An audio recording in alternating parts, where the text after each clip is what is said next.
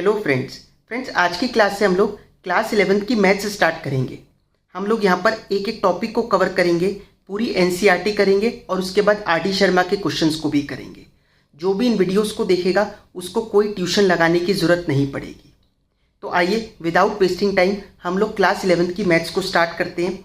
सबसे पहले चैप्टर का नाम है सेट्स, तो उसी चैप्टर से चलते हैं। सबसे पहले समझते हैं सेट होता क्या है, किसको बोला जाता है सेट। देखिए सेट की डेफिनेशन है a well defined collection of objects is called a set. तो ऑब्जेक्ट्स की कलेक्शन, लेकिन कैसी, सबसे इंपॉर्टेंट वर्ड है यहाँ पर वेल डिफाइंड। वेल डिफाइंड होना चाहिए। वेल डिफाइंड का मतलब क्या हो गया, जो अपने आप में कंप्लीट हो, जिसकी इंटरप्रिटेशन लोग अलग अलग ना निकालें। ठीक है, कि आपके लिए अलग मेरे लिए अलग, तो वो फिर सेट नहीं होगा। एग्जाम्पल देखिए, सेट किसको कहते हैं। Set of all numbers less then 10। अब ये आपके लिए और मेरे लिए अलग अलग थोड़ी होगा। Set of all numbers less then 10, तो ये एक सेट की ये वेल डिफाइंड है। Set of students who scored more than 85 in class 10th science exam, ये वेल डिफाइंड है। Set of reverse of India, ठीक है, कौन सी नदियां हैं भारत में, ये अपने आप में डिफाइंड है। कौन सा सेट नहीं कहलाएगा, ठीक है, कौन सा वेल डिफाइंड नहीं है। अब मैं कहूँ set of all good students in a class, class में जितने भी अच्छे बच्चे हैं।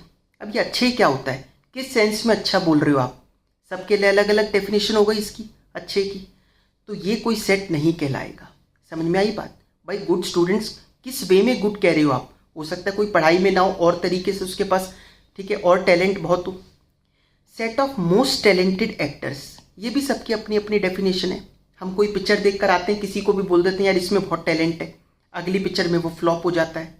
ठीक है, तो कौन टैलेंटेड है कौन नहीं है, ये सबके लिए अपनी अपनी डेफिनेशन है, ये भी कोई सेट नहीं कहलाएगा। Set of lucky numbers, lucky numbers कोई भगवान ने लिख के थोड़ी भेजे हैं कि ये नंबर्स लकी हैं। ठीक है, लकी नंबर सबके लिए अपने, कोई कहता है कि मेरे लिए 7 लकी है, किसी के लिए कुछ नंबर लकी है। ठीक है, तो ये भी कोई वेल डिफाइंड नहीं है, तो ये सेट नहीं कहलाएंगे। समझ में आई बात। तो well defined collection of objects is called a set.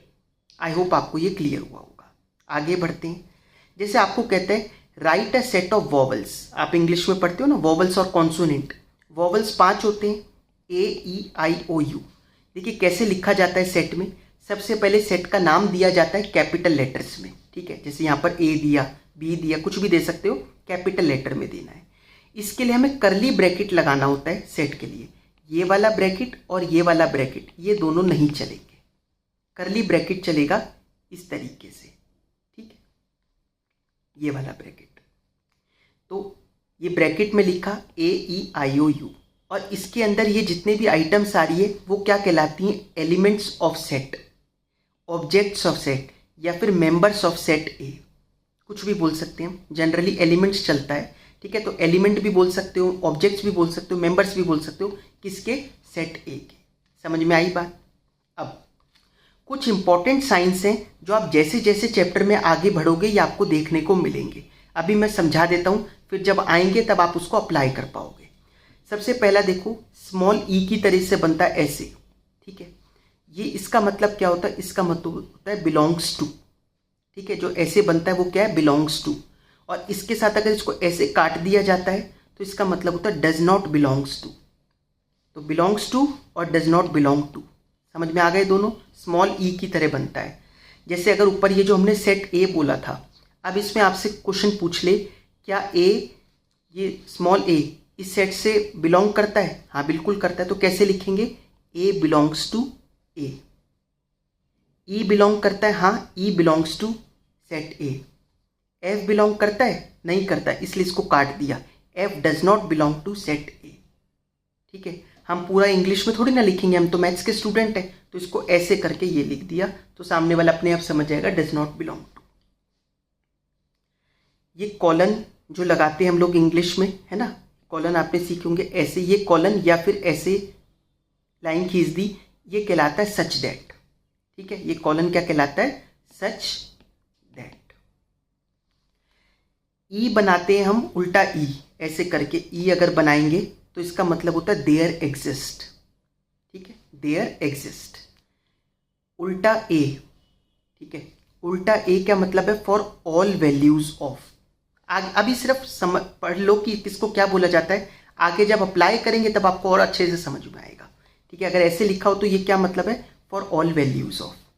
ठीक है, अगर ऐसे हमने एरो करके लगा रखा है, ये मतलब होता है, तो सबको पता भी होता है इट इम्प्लाइज दैट, ये इम्प्लाई करता है ऐसा। ठीक है, तो इट इम्प्लाइज दैट। लेकिन अगर दोनों तरफ एरो लग रहा है ऐसे करके, यहाँ भी और यहाँ भी, तो इसका मतलब होता है implies that and implied by. ठीक है, मतलब दोनों तरफ से ये इसको समझा रहा है, ये वाली बात इसको समझा रही है, तो implies that and implied by. या फिर इसको ऐसे भी बोलते हैं if and only if, if and only if, इस वाले को इफ एंड ओनली इफ भी कहा जाता है। क्लियर हुए?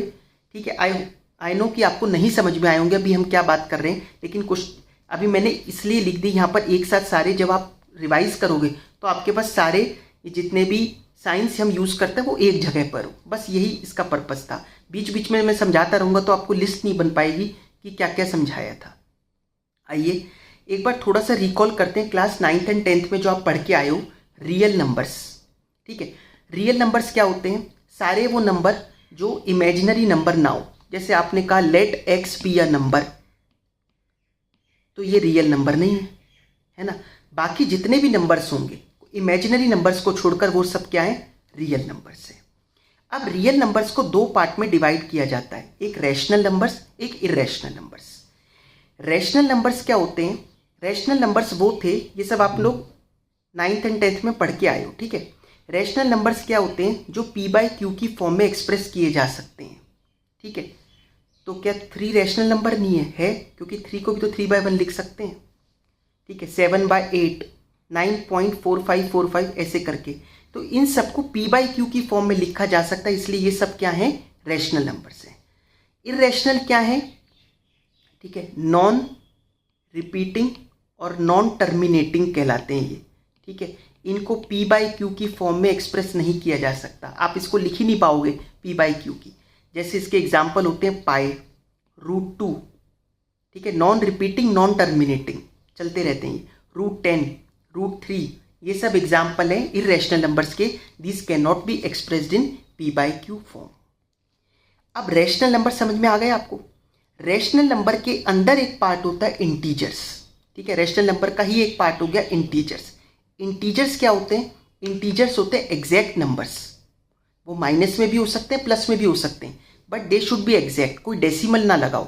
-15 इंटीजर है। ठीक है, -8 इंटीजर है, 74 इंटीजर है, 1 करोड़ इंटीजर है। एग्जैक्ट नंबर्स जो होंगे, अब इसने लिखा √49, हाँ क्योंकि इसको सॉल्व करके 7 आ रहा है, तो ये भी क्या है? इंटीजर है। -5, 0, ये सब इंटीजर्स हैं, एग्जैक्ट नंबर्स। इंटीजर्स के अंदर एक पार्ट होता है होल नंबर्स। होल नंबर्स 0, 1, 2, 0 से स्टार्ट होते हैं, 0, 1, 2, 3, 4 ऐसे चलते हैं। इसके अंदर एक पार्ट होता है नेचुरल नंबर्स, वो 1 से स्टार्ट होते हैं, 1, 2, 3, 4। ये सब आप पढ़ के आए हो ऑलरेडी, बट क्योंकि वो इस चैप्टर में भी काम आने वाले हैं इसलिए मैंने यहाँ पर फिर से लिख कर दिखा दिया। अच्छा, आपको जैसे क्या हम कह सकते हैं कि all natural numbers are whole numbers. देखिए डायग्राम भी बिल्कुल ऐसे बना रखा ना, पहले रैशनल, क्योंकि रैशनल के अंदर ही इंटीजर है, इंटीजर के अंदर ही होल नंबर्स हैं, होल नंबर के अंदर ही नेचुरल नंबर्स हैं। तो क्या all natural numbers are whole numbers? Yes. All whole numbers are integers? Yes. All integers are rational numbers? Yes. And all rational numbers are real numbers? Yes. समझ में आई बात? तो क्या all whole numbers are natural numbers ऐसे बोल सकते हैं? क्या सारे होल नंबर्स नेचुरल नंबर होते हैं? नहीं, 0 एक होल नंबर तो है बट नेचुरल नंबर नहीं है। ठीक है, तो उल्टा तो सही था। क्लियर हुआ? आइए अब देखिए, इनको ना कुछ नाम से बोला जाता है, जैसे set of natural numbers. Natural numbers के सेट को हम जनरली कैपिटल N से डिफाइन करते हैं। जैसे मैंने कहा ना, आपको सेट का नाम देना होता है ABCD कुछ, तो यहाँ पर N मतलब हो गया नेचुरल नंबर्स का सेट है। मतलब किसका? 1, 2, 3 ऐसे कर करके, ये क्योंकि चलता रहेगा, इसका कोई अंत नहीं है। ठीक है, फिर कर्ली ब्रैकेट लगा दिया, ऐसे दिखा दिया। ये क्या है? नेचुरल नंबर्स का सेट है, जो किससे लिखा जाता है? N से। होल नंबर्स का सेट कैसे लिखा जाता है? W से। W = 0, 1, 2, 3 ऐसे कर कर दिखाएंगे इसको। रैशनल नंबर्स का सेट, रैशनल नंबर आर से नहीं है, क्यू से है, याद रखना। जब क्यू लिखा हुआ है इसका मतलब वो किसका सेट है? रैशनल नंबर्स का सेट है। रैशनल नंबर्स जिसको हम पी बाई क्यू की फॉर्म में एक्सप्रेस कर सकते हैं। और पी बाई क्यू, ठीक है, belongs to integers and Q should not be equal to zero. अगर नीचे डिनोमिनेटर ही जीरो हो गया तो फिर तो वो नॉट डिफाइंड हो गया ना। Set of integers generally Z से दिखाया जाता है। किससे? जेड से। या धीरे धीरे याद कर लोगे जब आप आगे बढ़ोगे क्वेश्चंस में, ठीक है। रैशनल नंबर्स को क्यू से, इंटीजर्स का सेट दिखाया जाता है जेड से। देखिए ऐसे चल रहा है ये -3, -2, -1, क्योंकि इसके पीछे भी है ना, कोई लिमिट ही नहीं है, कितना भी पीछे जा सकते हो आप और आगे भी कितना जा सकते हो, एग्जैक्ट नंबर होना चाहिए बस। तो ये सेट ऑफ इंटीजर्स है जो जेड से दिखाया जाता है। सेट ऑफ इर्रेशनल नंबर्स, जब रैशनल क्यू से दिखाते हैं तो हम इर्रेशनल को क्यू डैश लगा देते हैं। कुछ बुक्स में टी भी लिखते हैं बट जनरली क्या चलता है? Q dash. Set of all real numbers R से दिखाया जाता है, ठीक है, क्योंकि रियल नंबर तो बॉस है तो वो आर से दिखाया जाएगा। नेचुरल नंबर एन से दिखाया जाएगा। होल नंबर्स डब्ल्यू से दिखाए जाएंगे। इंटीजर्स दिखाए जाते हैं जेड से। रैशनल नंबर्स दिखाए जाते हैं क्यू से। इरेशनल नंबर दिखाए जाते हैं क्यू डैश से, ठीक है। तो कोई बहुत लंबी चौड़ी चीज़ नहीं है, याद हो जाएगा। नेचुरल नंबर का तो एन ही है, होल नंबर का डब्ल्यू ही है, रियल नंबर का आर ही है, बस एक इंटीजर्स में जेड और रैशनल नंबर में क्यू। याद रख सकते हैं इतना तो हम। कई बार और भी आ जाते हैं, जैसे आर प्लस अगर लिखा है तो वो पॉजिटिव रियल नंबर्स का सेट है। आर माइनस लिखा है तो नेगेटिव रियल नंबर्स हो गए। जेड प्लस, जेड किसके लिए था? इंटीजर्स, तो पॉजिटिव इंटीजर का जेड ये सेट जो होगा वो Z plus. Q plus, Q किसके लिए था? इंटीजर्स, रैशनल नंबर्स के लिए, तो set of positive rational numbers, वो क्यू प्लस हो गया। समझ में आई बात? आगे बढ़ते हैं। देखिए बहुत इंपॉर्टेंट बात, methods of representing a set को किस तरीके से दिखाया जाएगा। अभी तक आपने ये देखा था ना, जैसे ये मैंने ऐसे यहाँ पे सेट दिखा रखा है, ये दिखा रखा, और ऊपर से आपको बोला वॉवल्स का सेट बनाओ। ये सारे जो सेट हैं ये हैं रोस्टर या टेबुलर फॉर्म। इसको रोस्टर या टेबुलर फॉर्म बोला जाता है। ये कौन सी फॉर्म हुई? जिसमें आप एक्चुअल में एलिमेंट्स को की लिस्ट बनाते हो कि कौन से एलिमेंट्स हैं, एग्जैक्ट वो जो भी होंगे वो लिखते हो आप, वो कहलाता है रोस्टर या टेबुलर फॉर्म। समझ में आई बात? जिसमें हम एलिमेंट्स को लिखकर दिखा रहे हैं वो है रोस्टर या टेबुलर फॉर्म। लेकिन दूसरी होती है सेट बिल्डर फॉर्म। इसमें ना आपको एक एक्सप्लेनेशन देनी होती है, मतलब वर्ड की फॉर्म में, कि ये हमारा, ठीक है, सेट है। कैसे समझ में आएगा? देखो आप इस एग्जाम्पल को देखो। कहते हैं right set of prime numbers. Prime number कौन से होते हैं? जो 1 और अपने आप से जाते हैं केवल, वो प्राइम नंबर्स होते हैं ना। तो right set of prime numbers less than 20 by both methods.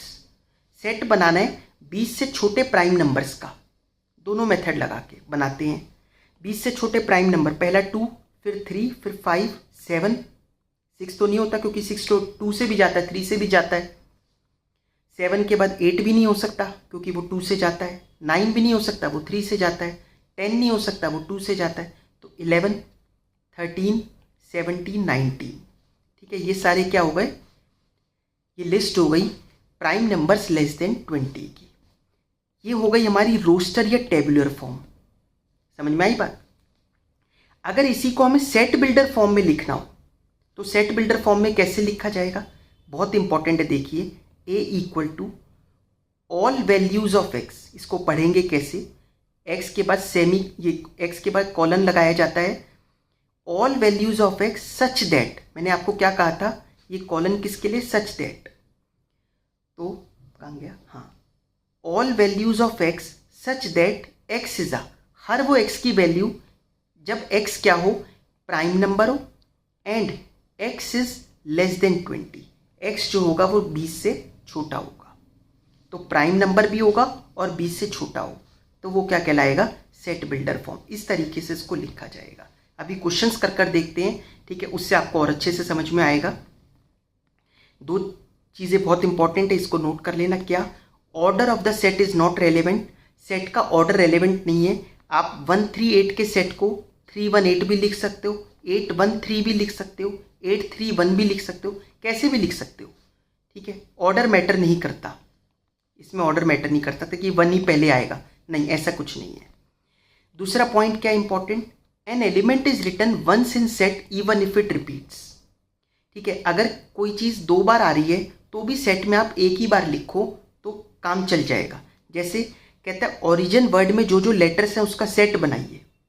अच्छा, तो एक तो ओ है, एक आर है, एक आई है, एक जी है, लेकिन आई रिपीट कर गया तो क्या मैं सेट में 2 बार लिखूं? नहीं, एक ही बार लिखो, काम चल जाएगा। फिर एन लिखो, तो O R I G N.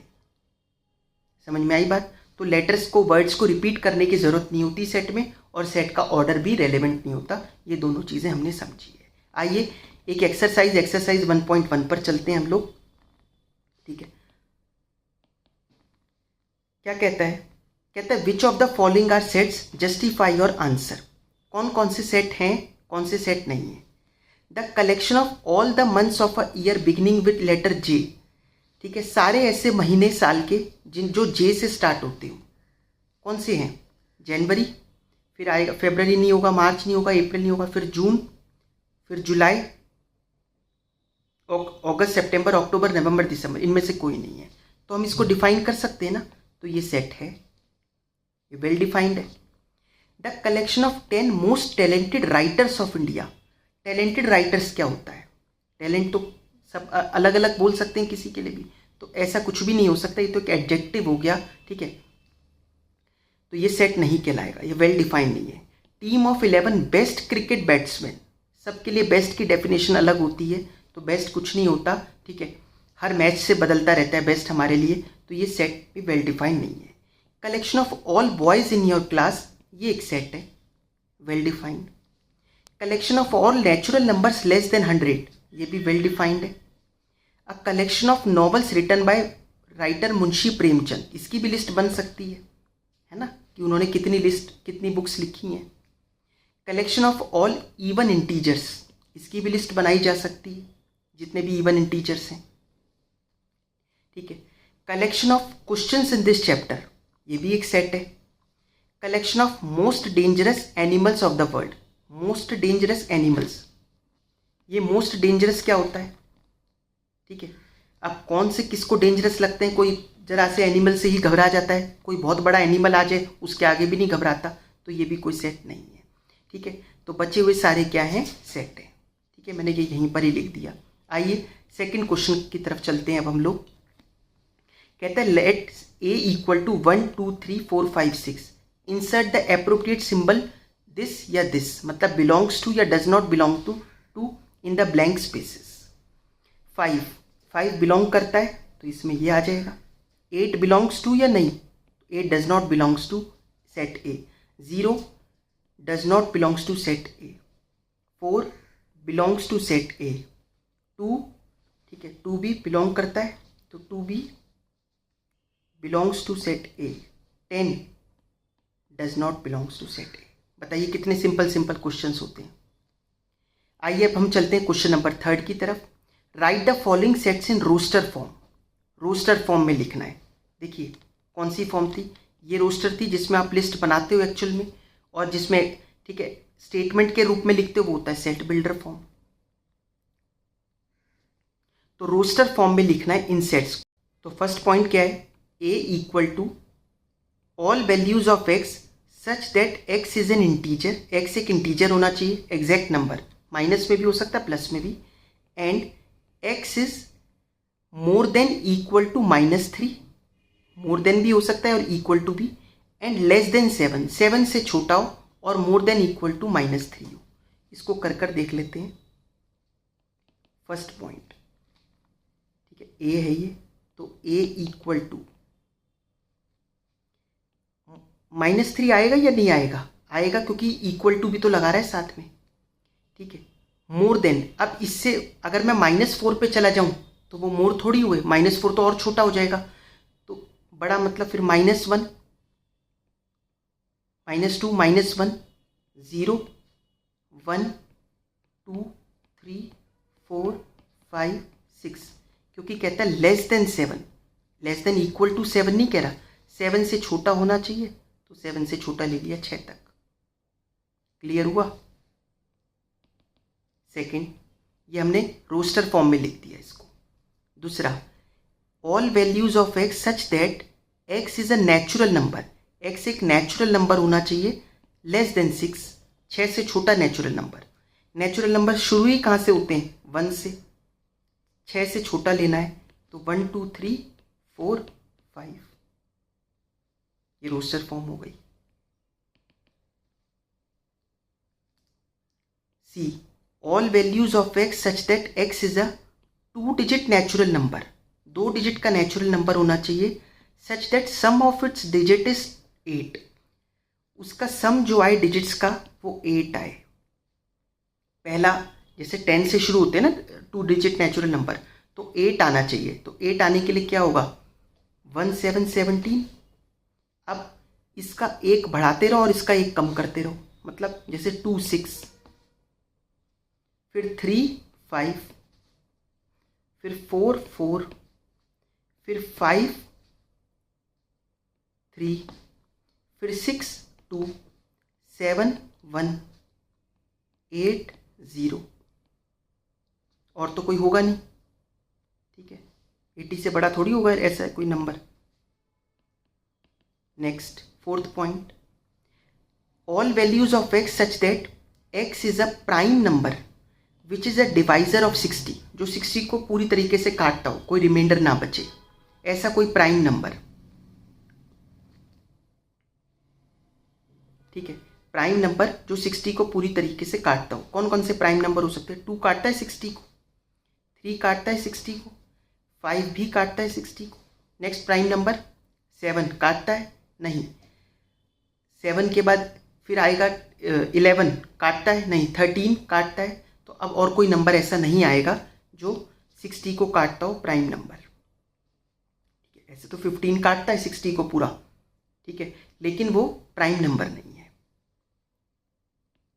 Next, set of all letters in the word trigonometry, trigonometry के सारे वर्ड्स, ठीक है, मतलब सारे लेटर्स लिखने, तो सबसे पहला टी हो गया, फिर आर, फिर आई जी ओ, आई जी ओ एन, ठीक है, फिर ओ है तो वो ओ तो हमने ऑलरेडी लिख दिया, फिर आएगा एम, फिर ई, एम ई, टी ऑलरेडी लिख चुके, आर ऑलरेडी लिख चुके, फिर आएगा Y,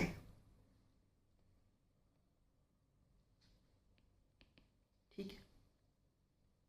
sixth point, set of all letters in the word better, better word में लिखना है, तो एक तो बी, एक ई, एक टी, फिर अगेन टी है, फिर अगेन ई है, आर, ठीक है।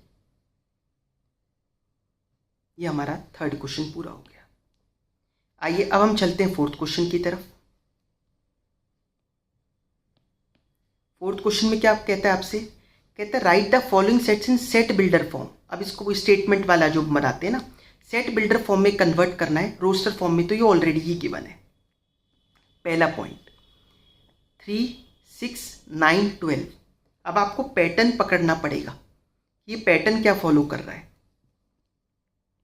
क्या पैटर्न फॉलो कर रहा है ये पहला है 3, फिर ये 3 टू द हो जाता है, फिर 3 इंटू 3, फिर 3 इंटू 4, ऐसा ही तो है, 3 की टेबल ही तो चल गई है। तो हम ऐसे लिख सकते हैं कि इसको a equal to all values of x such that x equal to 3n, है ना, x इक्वल टू 3n। अब n क्या होगा? n एक तो नेचुरल नंबर होना चाहिए, n belongs to natural number, क्योंकि नेचुरल नंबर 1 से स्टार्ट होते हैं, वरना तो अगर मैं ये नेचुरल नंबर नहीं लिखूंगा तो कोई जीरो भी लगा सकता है n का मतलब, तो -1 भी लिख सकता है, इसलिए n is a natural number.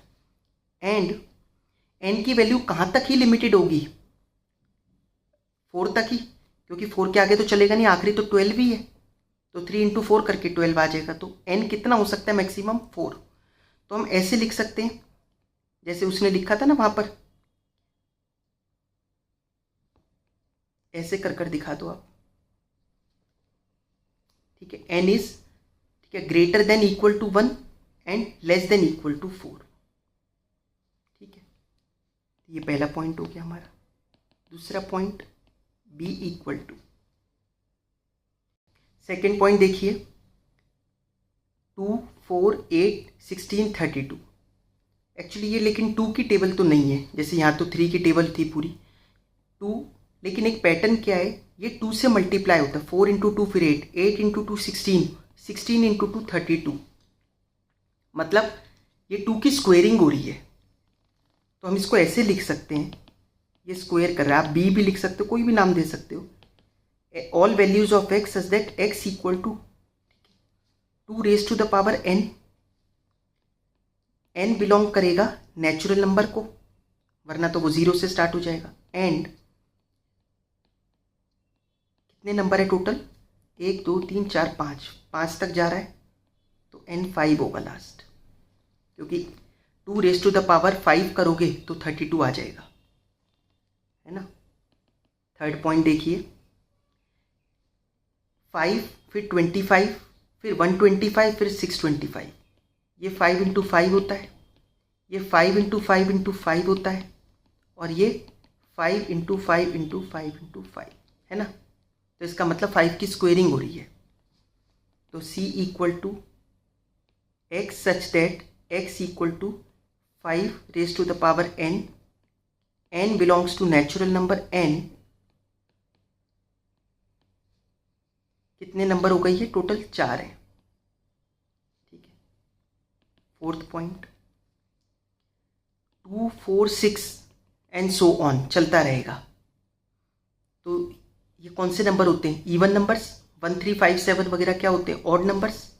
तो हम इसको लिख सकते हैं x such that x is a even natural number. आप इसको नेचुरल लिख लो, क्योंकि ऐसा ना हो कि कई लोग 0 को भी इवन नंबर मानते हो, ठीक है। तो नेचुरल नंबर तो 1 से स्टार्ट होते हैं, उसके बाद जो भी इवन नंबर्स है, even natural numbers. Fifth point 1 4 9 so on, और लास्ट क्या है 100। क्या पैटर्न लग रहा है आपको इसमें, क्या हम इसको ऐसे कह सकते हैं, ये 1 का स्क्वायर है, ये 2 का स्क्वायर है, ये 3 का स्क्वायर है, और फिर ये लास्ट में 10 का स्क्वायर है। ऐसा ही पैटर्न लग रहा है ना देखने में, तो ठीक है। तो हम इसको लिख सकते हैं e equal to x such that x equal to, x क्या होगा, n का स्क्वायर, ठीक है। n का स्क्वायर करेंगे, n is a natural number, and n की लास्ट वैल्यू क्या होगी, 10 होगी। n की लास्ट वैल्यू क्या होगी, 10। फर्स्ट वैल्यू 1 होगी, तो 1 का स्क्वायर, फिर 2 का स्क्वायर, फिर 3 का स्क्वायर, लास्ट 10 का स्क्वायर 100 हो जाएगा। तो ऐसे चला सकते हैं इसको। आई होप आपको ये क्लियर हुआ होगा। आइए फिफ्थ क्वेश्चन पर चलते हैं। List all the elements of the following sets. In sets के सारे एलिमेंट बताने हैं। इसका मतलब आपको ये सेट बिल्डर फॉर्म दे रखी है, अब आपको इसको रोस्टर फॉर्म में कन्वर्ट करना है, ऐसे भी कह सकते हैं, है ना। तो फर्स्ट पॉइंट जल्दी जल्दी देखते हैं, ज़्यादा क्लास का टाइम नहीं वेस्ट करेंगे। x is an odd natural number, एक ऑड नेचुरल नंबर है। तो odd natural number 1 3 5 so on, इसका कोई अंत तो है नहीं, ये चलता ही रहेगा, है ना। x is an integer, all values of x such that x is an integer. Integer क्या होते हैं, exact numbers. x greater than -1/2, मतलब -0.5 से बड़ा होना चाहिए, उसके बाद तो 0 ही आएगा फिर बड़ा, ठीक है। आपको नंबर टेबल आती है ना, ये जैसे यहाँ 0, फिर ये -1 -2 -3 ऐसे चलता रहेगा, यहाँ पर 1 2 3 ये चलते रहेंगे। अब ये कहता है इसका नंबर -0 इससे बड़ा होना चाहिए, तो इससे बड़ा तो 0 ही है पहला, है ना। समझ में आ रहा होगा आपको।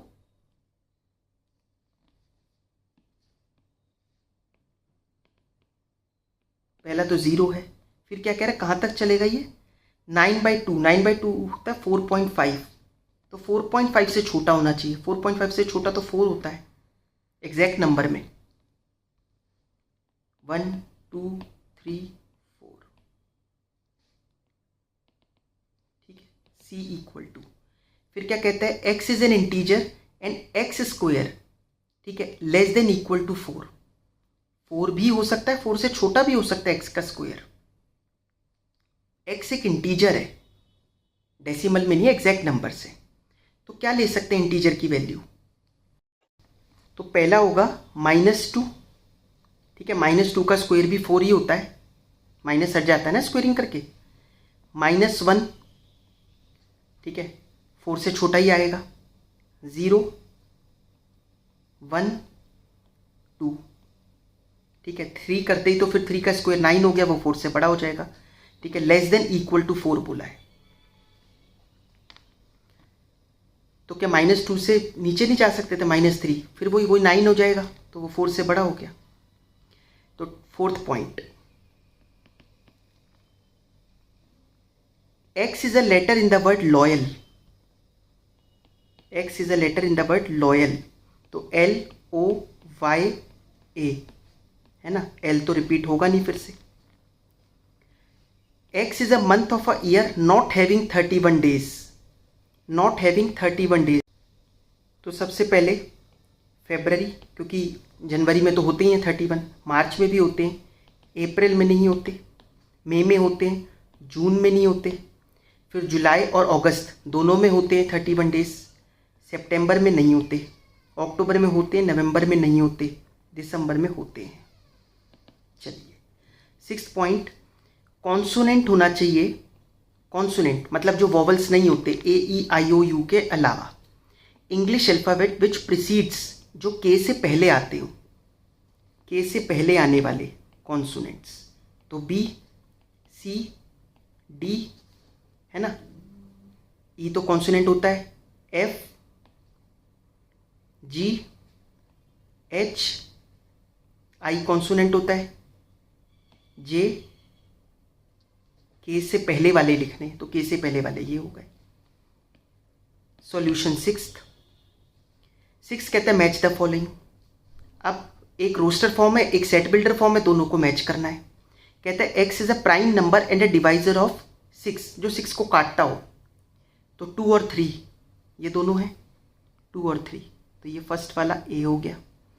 Odd natural number less than 10, 10 से छोटे वाला natural number, odd natural number, तो 1, 3, 5, 7, 9 ये बी हो गया।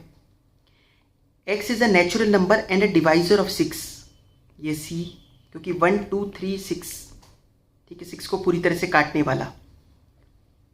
X is a letter of the word mathematics, तो ये वाला थर्ड पॉइंट हो गया, ठीक है। आई होप आपको ये क्लियर हुआ होगा, बाकी चीज़ें नेक्स्ट क्लास में। आज हमने फर्स्ट एक्सरसाइज कर ली। Thank you so much.